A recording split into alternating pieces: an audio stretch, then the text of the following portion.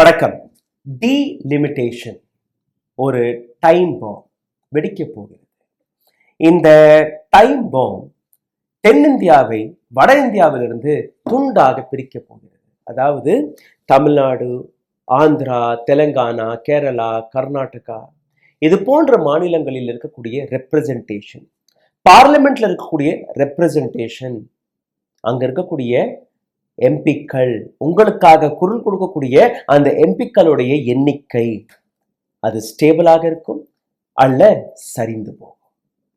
உதாரணத்திற்கு நீங்க பார்த்தீர்கள்னா, வட இந்தியாவில் இருக்கக்கூடிய ஒரு ஓட்டுக்கும் தென்னிந்தியாவில் இருக்கக்கூடிய 5 ஓட்டுக்கும் சமம் என்று கூற போகிறது இந்த நாட்டு அரசாங்கம்.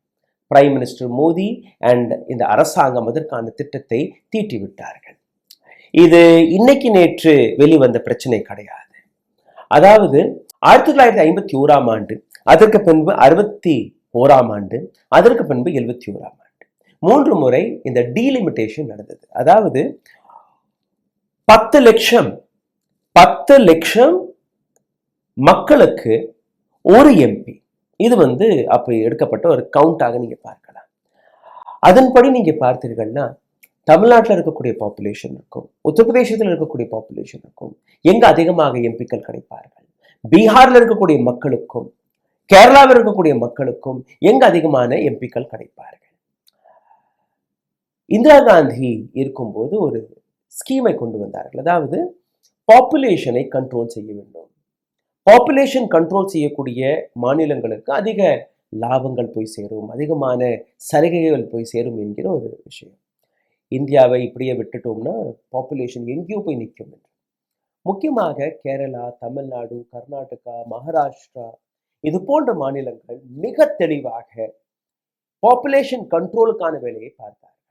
இங்கே பாப்புலேஷன் கண்ட்ரோல் மற்றும் நிற்கவில்லை, இங்க இருக்கக்கூடிய கல்வி திறன், பள்ளிக்கூடங்கள், கல்வி செக்டரில் மிகப்பெரிய அளவில் வேலை பார்த்திருக்கிறது இங்க இருக்கக்கூடிய அரசாங்கம். அதனால் என்ன கிடைத்தது? லாபம் என்ன கிடைத்தது? இங்கே இண்டஸ்ட்ரியல் ரெவல்யூஷன் வந்தது, ஜாப் ஆப்பர்ச்சுனிட்டிஸ் கிடைத்தது, மக்களுடைய வாழ்க்கை தரம் உயர்ந்தது.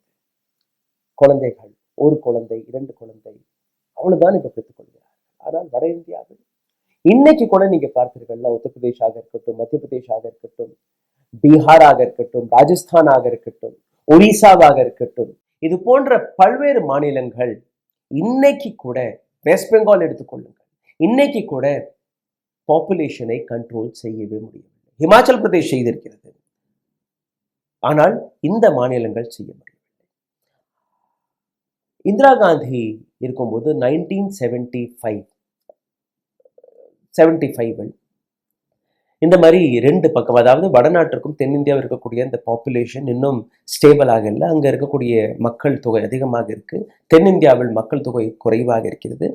இப்போ நாம இந்த பாப்புலேஷன் கண்ட்ரோலுக்கான ஏஜெண்டாவை வேலை கையில் எடுத்திருக்கோம். அடுத்த 25 வருஷம் வரை அனைத்து மாநிலங்களுமே இந்த பாப்புலேஷன் கண்ட்ரோலுக்கான வேலை பார்க்கும் வரை இதை தள்ளி போட்டு வைக்கலாம். அதற்கப்புறம் இந்த டீலிமிட்டேஷனை கொண்டு வரலாம். இது கான்ஸ்டியூஷனுடைய ஒரு அங்கம். அதாவது எத்தனை மக்கள் இருக்கிறார்களோ அத்தனை மக்களுக்கு மீது ஒரு எம்பி, இது ஒரு கான்ஸ்டியூஷன். ஆனால் 10 லட்சம் மட்டும் இல்லை, ஒரு சில மாநிலங்கள் 5 லட்சம் 6 லட்சம் மக்களுக்கு மேல ஒரு எம்பி, சில இடங்கள்ல நீங்க பார்த்தீர்களா 16 17 லட்சம் மக்களுக்கு மீது ஒரு எம்பி, அப்படி எல்லாம் இருக்குது. இப்ப எந்த மாநிலம் இந்த பாப்புலேஷன் கண்ட்ரோலுக்கான வேலை பார்த்தார்களோ, இந்தியாவில் இருக்கக்கூடிய எக்கனாமிக் டெவலப்மெண்ட்டுக்காக வேலை பார்த்தார்களோ, அவர்களை பனிஷ் செய்ய போகிறது மோடி அரசாங்கம். இப்போ அடுத்த பிரைம் மினிஸ்டர், அதாவது வாஜ்பாய் காலகட்டத்தில் மீண்டும் ஒரு முறை இதே டீலிமிட்டேஷன் வந்தது.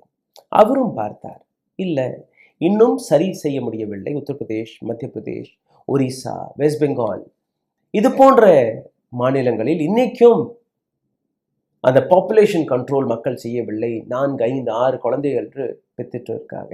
பாப்புலேஷன் நீங்க பார்த்தீர்கள்னா தென்னிந்தியாவில் கண்ட்ரோல் ஆகிருச்சு, வட இந்தியாவில் இன்னும் ஆகலை. அதனால இன்னும் ஒரு 25 வருஷத்துக்கு தள்ளி வைக்கலாம். அவரும் இன்னொரு 25 வருஷத்துக்கு தள்ளி வச்சுட்டாரு. வருடம் 2000 இது நடந்தது. இப்போ 2026ஆம் ஆண்டு மீண்டும் ஒரு முறை இந்த டீலிமிட்டேஷனுக்கான காலகட்டம் முடிய வருகிறது. பிரைம் மினிஸ்டர் மோடியும் இதை ஒத்தி வைப்பாரா என்று நீங்க பார்த்தீர்கள்னா நிச்சயமாக ஒத்தி வைக்க மாட்டார். ஏன்? ஏன்னா அவர் கட்டிய புதிய பார்லிமெண்ட்டில் இருக்கக்கூடிய சீட் எண்ணிக்கை நீங்க பார்த்தீர்கள்னா 888 சீட்டுகள். அதாவது ஏற்கனவே முடிவெடுத்து இந்த முறை டீலிமிட்டேஷன் வரும். டீலிமிட்டேஷன் வரும்போது இந்த நம்பர்ஸ்களை நாம சரிபார்க்கணும். சமீபத்தில் நீங்க பார்த்தீர்கள் எம்.கே. ஸ்டாலின் அவர்களும் ஒரு ஆல் பார்ட்டி மீட்டிங்கை கூப்பிட்டிருந்தார். ஆல் பார்ட்டி மீட்டிங், அதாவது சதன் இந்தியாவில் இருக்கக்கூடிய அனைத்து தலைவர்களுமே ஒன்று கூடி இந்த டீலிமிட்டேஷனுக்கான பிரச்சனையை சரி பார்க்க வேண்டும் என்று. அப்படி டீலிமிட்டேஷன் வந்துருச்சுன்னா நீங்க பாருங்க, கனிமொழி அண்ட் மஹுவா மொய்த்ரா 2 பேருமே பார்லிமெண்டில் இந்த கேள்வி எடுத்து வைத்திருக்கிறார்கள். கேரளாவிற்கு ஒரு ஒற்றை இன்கிரிமெண்ட் கூட கிடைக்காது. அவர்கள் தான் மிகச்சிறந்த அளவில் இந்த பாப்புலேஷன் கண்ட்ரோலுக்கான வேலை பார்த்திருக்கிறார்கள். ஒரு எம்பி கூட கிடைக்காது. இன்னும் சொல்ல போனால் அவர்களுடைய 2 எம்பிக்களை அவர்கள் இழந்து விடுவார்கள். தமிழ்நாட்டிற்கு 29% இன்கிரிமெண்ட் கிடைக்கும், 29%.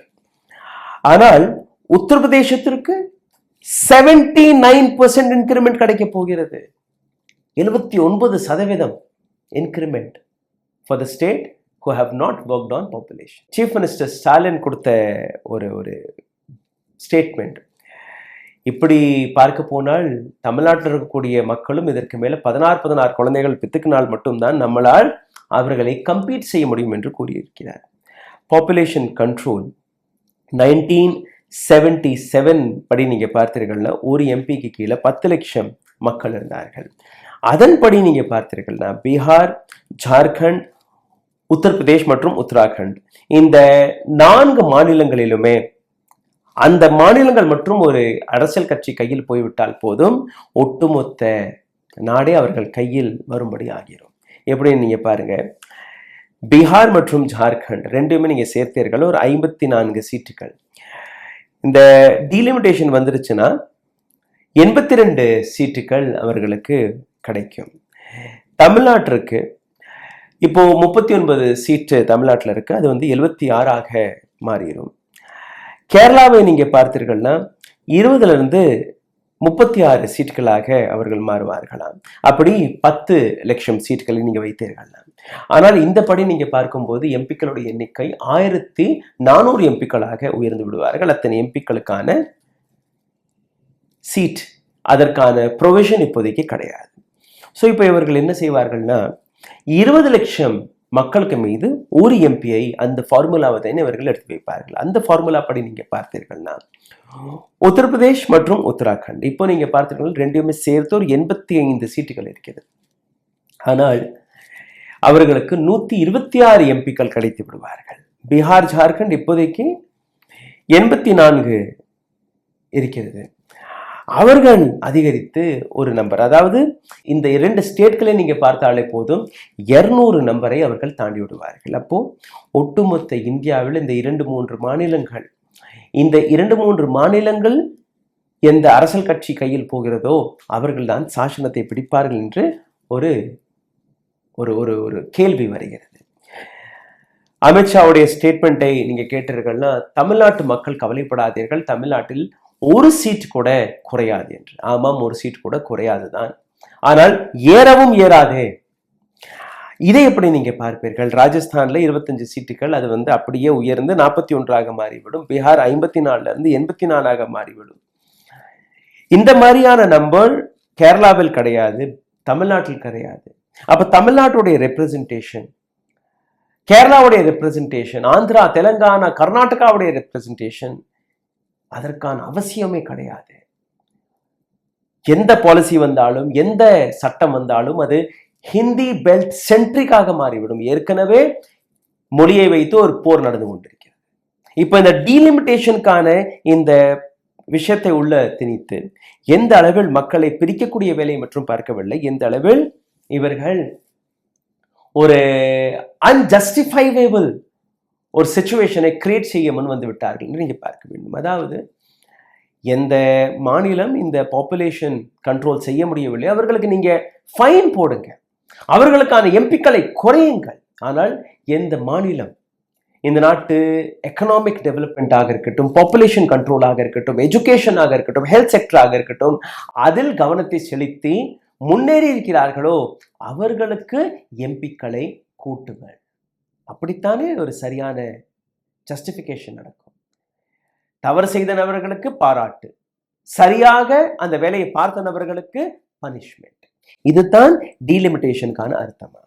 கேரளாவை நீங்க பார்த்தீர்கள்னா முதலாம் இடத்தில் இருக்கிறது பாப்புலேஷன் கண்ட்ரோல், இரண்டாவது இடத்தில் தமிழ்நாடு, மூன்றாவது இடத்தில் ஆந்திர பிரதேஷ், நான்காவது இடத்தில் மகாராஷ்டிரா, ஐந்தாவது இடத்தில் ஹிமாச்சல பிரதேஷ், ஆறாவது இடத்தில் பஞ்சாப், ஏழாவது இடத்தில் உத்தராகண்ட், எட்டாவது இடத்தில் குஜராத். எந்தெந்த மாநிலங்கள் பாப்புலேஷன் கண்ட்ரோல் செய்யவில்லை? உத்தரப்பிரதேஷ் முதலாம் இடத்தில், இரண்டாவது இடத்தில் பீகார், மூன்றாவது இடத்தில் மத்திய பிரதேஷ், நான்காவது இடத்தில் ராஜஸ்தான், அதற்கு பின்பு ஜார்க்கண்ட், அதற்கு பின்பு சத்தீஸ்கர், அதற்கு பின்பு ஒடிசா.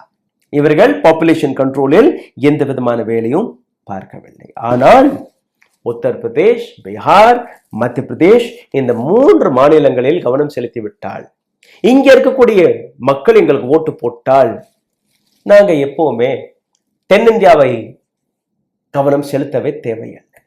தென்னிந்தியா இருந்தாலும் பரவாயில்லை, இல்லை என்றாலும் எங்களுக்கு கவலை இல்லை. அவர்களுக்கு எந்த ரொட்டி துட்டை நாங்க போடுறோமோ அதை மட்டும் அவர்கள் கவி போகட்டும். எங்கள்கிட்ட தன்னோட உரிமைக்காக, தன்னுடைய அதிகாரத்திற்காக கேள்வி எல்லாம் கேட்கக்கூடாது. டீலிமிட்டேஷனுக்காக மோடி துணிந்து இறங்கி வேலை பார்ப்பார். ஏன்னா பிஜேபியுடைய RSS உடைய நீண்ட நாள் கனவு இதுதான். டீலிமிட்டேஷன் வந்துவிட்டால் தென்னிந்தியாவை ஓரம் கட்டிவிட்டு ஒட்டுமொத்த இந்தியாவில் தன்னுடைய ராஜ்யத்தை அமைத்து விடலாம் என்கிறது. சிந்தித்து பாருங்கள். நன்றி, வணக்கம். ஊடகம் கார்ப்பரேட் அரசியல்வாதிகளின் கைப்பாவையாக, அடிமைகளாக இருந்தது போதும். இனி சாட்டை எடுத்து சுழற்றும் நேரம் வந்துவிட்டது. ஊடகம் பொதுமக்களாகிய உங்களுக்காக, உங்களாலேயே இயக்கப்பட வேண்டும். ஊடக சுதந்திரத்திற்காக உங்களின் பங்களிப்பை இன்றே அளித்திடுங்கள்.